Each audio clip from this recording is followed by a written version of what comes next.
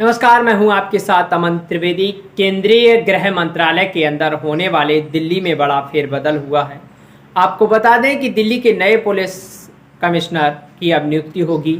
अब राकेश अस्थाना दिल्ली पुलिस के कमिश्नर नहीं होंगे। अब आपको बता दें कि अब नए पुलिस कमिश्नर संजय अरोड़ा होंगे और वहीं दिल्ली पुलिस की जिम्मेदारी संभालेंगे। आईपीएस संजय अरोड़ा दिल्ली के नए पुलिस कमिश्नर बनाए गए हैं। वह राकेश अस्थाना की जगह लेंगे। आपको बता दें कि 188 बैच के तमिलनाडु के संजय अरोड़ा आईपीबीबी के अफसर के पद पर रह चुके हैं और संजय अरोड़ा उत्तराखंड में सन 2000 मिताती में आईबीबीपी की कमान संभाली थी उन्होंने, और फिलहाल उन्हें दिल्ली की कमान दे दी गई है। दिल्ली का प्रशासन एवं उनके अंडर में आएगा। आपको बता दें कि संजय अरोड़ा एक तेज तर्रार आईपीएस अफसर माने जाते हैं। अब राकेश अस्थाना की जगह लेंगे और केंद्रीय गृह मंत्रालय के अंदर दिल्ली पुलिस आती है। ऐसे में बहुत बड़ी जिम्मेदारी, यूँ कहें कि बहुत बड़ी भार सौंपा गया है और जिम्मेदारी संजय अरोड़ा पर होगी है। फिलहाल अभी की जिम्मेदारी उठाने के लिए वो तैयार हैं। फिलहाल 1988 बैच के आईपीएस संजय अरोड़ा मालवीय राष्ट्रीय औद्योगिक संस्थान जयपुर राजस्थान इलेक्ट्रिक में स्नातक की डिग्री ली थी उन्होंने, और आईपीएस बनने के बाद उन्होंने तमिलनाडु के कई पदों पर भी काम किया और इसके बाद वो स्पेशल टास्क फोर्स में पुलिस अधीक्षक भी रहे थे। फिलहाल संजय अरोड़ा अब जिम्मेदारी संभालने के लिए तैयार हैं। राकेश अस्थाना की जगह संभालने के लिए वो आ रहे हैं। संजय अरोड़ा जिस तरीके से तेज तर्रार नेता रहे हैं, निश्चित तौर पर वह यही उम्मीद की जाएगी उनसे कि वह शानदार तरीके से दिल्ली का प्रशासन संभाल लें और सुरक्षा व्यवस्था का ख्याल रखें। आपको बता दें कि राकेश अस्थाना का कार्यकाल 1 साल का पूरा हो चुका है, लिहाजा फेयरवेल परेड की पूरी तरीके से तैयारी कर ली गई है और साथ ही साथ पुलिस लाइन में 31 तारीख की शाम उनका फेयरवेल कार्यक्रम हुआ था और इसके बाद वह बाकायदा रिटायर हो जाएंगे। इस फेयरवेल पार्टी में कई गणमान्य लोग मौजूद रहे और अब राकेश अस्थाना की जगह संजय अरोड़ा राकेश अस्थाना की जिम्मेदारी संभालेंगे क्योंकि वह दिल्ली के नए पुलिस कमिश्नर नियुक्त किए गए। तमाम खबरों के लिए धन्यवाद और वीडियो अच्छी लगी हो तो लाइक शेयर और सब्सक्राइब जरूर करें। ये दूसरा कोई मतलब है। मैं कहती हूँ कि ये सब्जी अगर मैं कच्चा खा जाती हूँ क्योंकि ईंधन नहीं मिलता है तो वही कच्चा खाने का बात कर रही हूँ क्योंकि दूसरा कोई मतलब है। मैं कहती हूँ कि ये सब्जी अगर मैं कच्चा खा जाती हूँ क्योंकि ईंधन नहीं मिलता है तो वही कच्चा खाने का बात कर रही हूँ क्योंकि ये बात रिकॉर्ड में नहीं जाएगी। इनका नाम लिया था तो क्या हुआ? बात में देगा मैडम डॉक्टर काकोली घोष जी। प्रणाम सभापति महोदय। मैं अखिल भारत तृणमूल कांग्रेस की ओर से आभार व्यक्त करती हूं कि देर आए पर दुरुस्त आए। महंगाई एक बहुत अहम मुद्दा है जो आज के जनता पर भारतवर्ष में हर जनता का और हम सभी को बहुत चिंतित होकर रखा है क्योंकि महंगाई इस जगह पर आए है ये सरकार कोई कदम भी नहीं उठाया। महंगाई पर चर्चा करने के लिए इजाजत देने के लिए मैं अध्यक्ष महोदय का शुक्रगुजार हूं। आज के दिन में आम जनता पर क्या गुजर रही है ये सरकार को समझना चाहिए। मैं तो सहमत थी, मंत्री महोदय यहाँ है नहीं, जब सत्ते पे नहीं थे तब मंत्री महोदय ने यहाँ, मैं नाम नहीं लेना चाहती हूँ, एलपीजी सिलेंडर लेके बहुत शोर शराबा की थी। अभी मैं जानना चाहती हूँ कि वो मंत्री महोदय का राय क्या है जो एलपीजी लाखों औरत गांव में अभी भी चूल्हा फूकते हुए दिखते हैं क्योंकि उज्ज्वला योजना में जिसको सिलेंडर मिला था अभी खरीदने का पैसा नहीं है। लाखों सिलेंडर खाली पड़ा हुआ है। अभी ये सोचना चाहिए कि ईंधन में आग लगा है। कभी कभी मेरे मन में आता है कि ये सरकार बहादुर क्या हमें कच्चा खाने का आदत दिलाना चाहते हैं। कच्चा खाने का दूसरा मतलब कोई मत समझो कि दूसरा कोई मतलब है। मैं कहती हूं कि ये सब्जी अगर मैं कच्चा खा जाती हूं क्योंकि ईंधन नहीं मिलता है तो वही कच्चा खाने का बात कर रही हूं क्योंकि दूसरा कोई मतलब है। मैं कहती हूं कि ये सब्जी अगर मैं कच्चा खा जाती हूं क्योंकि ईंधन नहीं मिलता है तो वही कच्चा खाने का बात कर रही हूं क्योंकि एलपीजी सिलेंडर ये चंद महीनों में चार बार एलपीजी सिलेंडर का दाम बढ़ा। 3-4 साल पहले जब इसका भाव था 600, आज हो गया 1100। तो आप समझिए कि जो गरीब है, जो मजबूर है, वो कैसे 1100 रुपया देके सिलेंडर खरीदेगा। सरकार को सोचना चाहिए। ये हमें कच्चा खिलाने की आदत जो आप लोग डलवाना चाहते हैं ये बंद कीजिए। ईंधन का, एलपीजी का भाव जरूर कमती कीजिए क्योंकि आम जनता को बहुत तकलीफ हो रहा है इससे। आपको ये सोचना चाहिए कि मंत्री महोदय कितना शोर शराबा करके सत्ता पे आ गया, बस भूल गया आम जनता को। कहाँ है सिलेंडर लेके उनका जो जुलूस निकालती थी, बात करती थी, आज यहाँ है नहीं, मैं नाम नहीं ले रही हूं। तो इसके बाद भी सोचना चाहिए कि हर चीज के ऊपर जो जीएसटी लगा है, टैक्स लगा है, एक तो बात है कि पेट्रोल या डीजल इसके ऊपर भाव इसका बढ़ने से सब पर असर आता है, सब चीजों का भाव बढ़ जाता है। So we have to agree that the prices of the petrol diesel which are skyrocketing at the moment is largely because the tax that central government is levying on it. West Bengal is amongst the first few states that took immediate step through Honorable Chief Minister Mamata Banerjee, who reduced and gave a subsidy of 1 rupee for the benefit of the common man.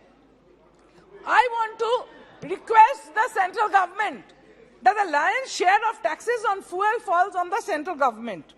The center imposes both flat and ad valorem rates on fuel. The center has been levying excise duties and also says, so this rupees 32.90 per litre on petrol and rupees 31.80 per litre on diesel, which has increased, has hiked, this excise duty has hiked from rupees 19.98 litre to rupees 32.9 in 2020. So this is indirectly increasing the cost of all edible, all kinds of consumables and everything required for daily life. In spite of this increase has been in spite of the international oil pricing having plunged to a multi-year low due to the pandemic in 2020.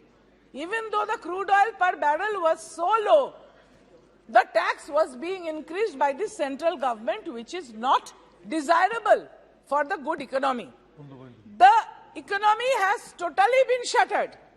The excise revenue from petrol and diesel increased by over 94% from about rupees 1,720 billion to 3,343 billion since 2014 up to 2020. The government's collection from levy of excise duty on petroleum products has risen 33% in the first 6 months of this current fiscal year. Central taxes on petrol and diesel rose by over 307%, and in the last 6 years, allowing the union government to mop up a sum of rupees 2.94 lakh crores through taxes on fuel between April 2020 and January 2021. In the last 3 years, under the central excise taxes. A whopping rupees 14 lakh crore has been collected by the center and states combined. However, the center has changed the way these taxes are shared with the states, and the states are not getting the share. The central government is getting a larger part of it, and so the states find them fiscally cornered. This is again against the federal structure, in which the states are not getting the share of this tax structure.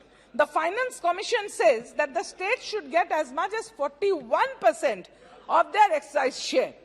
But due to the cess levied by the center gets bigger share of taxes, leaving the state with little option. If we look at the wholesale price index, we depend a lot on the agriculture. The backbone of the agriculture is the fertilizer and urea.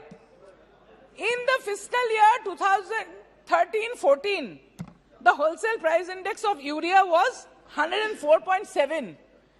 And in this last fiscal, the wholesale price index of urea has been 110.1. If we cannot look at it properly to help the farmers, we know that you are not pro-farmer through the farm laws that had been brought and withdrawn later on. But unless the farmer is helped, the agriculture is helped, the country suffers, the people suffer. Cereal wholesale price index in 2013-14 was 126.6, today it is 160.7. The wholesale price index of vegetables, like this one that I just ate, it was 163.6, but today it is 204.5.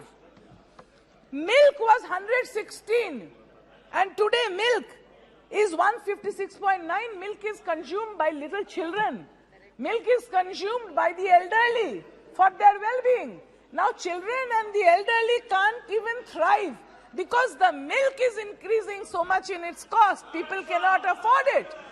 And then at the commodities, like medicines, essential medicines, which are life-saving, they are becoming dearer every day, and tax has been put on equipments used by specially abled people. This should be a shame on the government that you are not giving chance for the specially abled people to take care of themselves. My honorable friend here was just not talking about pencils and rubbers. That is for the growth of the education of young people. You are not taking care of the infants by increasing the price of milk. You're not taking care of the children in their education by increasing the price of pencils and rubbers. You're not even taking care of the economy at all. You should put more attention on the economic condition of the country than rather putting advertisements or apna dhera pitana. And the retail inflation has remained at 7, which is above the RBI's, Reserve Bank of India, tolerance level of 6. With the GST slab, price of everyday essential, you know, a lot of people in the country, they take mudi and chira. Murmura कहते हैं, चूड़ा कहते हैं, दही कहते हैं, packaged food तो भी सही, packaged food गरीब लोग उतना नहीं लेते हैं, लेकिन मुड़मुड़ा जिसको कहते हैं, चूड़ा जिसको कहते हैं, और हॉस्पिटल बेड्स, मरीज गया तो उसके ऊपर जीएसटी। तो मैं पूछना चाहूंगा कि आप मुर्दा के ऊपर भी जीएसटी लगाएंगे क्या? मुर्दा को जलाने के लिए जीएसटी लगाएंगे क्या?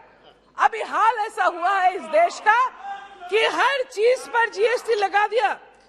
The price of cooking oil today stands at an average of 180 per liter in this year, whereas in 2014 it was only 105. बोल रहे थे आप यूपीए के टाइम में, मैं याद करना चाहती हूं, मैं बहुत इज्जत करती थी, अभी हमारे बीच नहीं है, लीडर थी यहाँ सुषमा स्वराज जी, उन्होंने कहा था 2004 में कि हम जब छोड़ के गए थे पेट्रोल का लीटर था 35 रुपया और चंद महीनों में यूपीए आके उसको 66 रुपया बना दिया। तब 66 रुपया में उन्होंने यहां खड़ी होकर बात रखी अपनी 66 में। अभी सोचिए पेट्रोल का 100 से भी ज्यादा 110 के बराबर है, गाड़ी नहीं चलती। अरे तू बैठ, तुमको क्या पता है, बैठो, तुमको क्या पता है, बैठो। 3 बार दाल चेंज करे। अभी महंगाई इस जगह में आके पहुंचा है कि आम जनता का जीना हराम हो गया।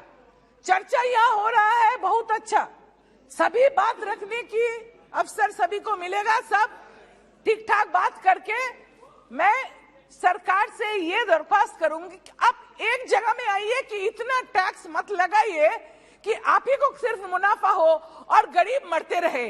गरीब की तरह थोड़ा देखिए, गरीब के बारे में सोचिए और टैक्स कमती कीजिए कि वो भी जी सके। नमस्कार सर, थैंक यू। बहुत बहुत धन्यवाद।